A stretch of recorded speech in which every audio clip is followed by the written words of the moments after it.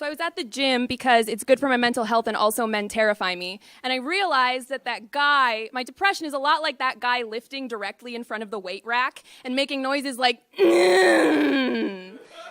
clearly doesn't care about how much space he's taking up or that no one wants to hear him sounding like he's taking the greatest shit ever, which is actually exactly how I imagine my depression will sound if it ever devours me. But then I just couldn't help but notice how much of a hyper-masculine dude bro my depression really is. Like that guy driving by slowly and looking and saying nothing and reminding me he can take whatever I don't know how to keep from him, or like how every time I might experience a human emotion, there's the depression snarling in my ear. You gonna cry now, girl? You gonna cry now? And me biting down hard and refusing to show anything he might call weakness and getting angry instead. And like how I always feel more brave and strong when I am angry, mouthing off to my own brain, my voice raised and sharpened. But sometimes the depression is that guy at the bar, walks over all coarse growl and slurred speech demands something of me, and my defiance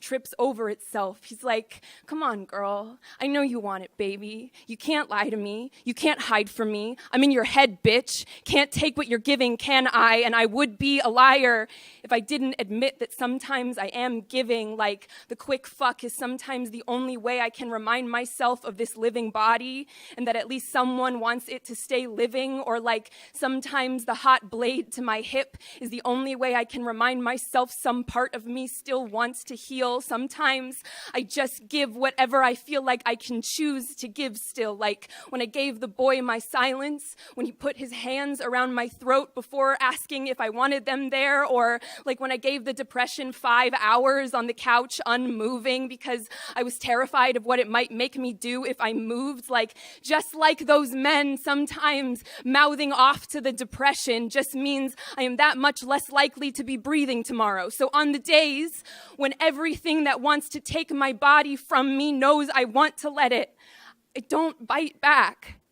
I make myself very small and quiet and still, and I give it whatever it needs to go away. And then I face myself and I say, they are wrong about you, girl. You are not weak. You are surviving.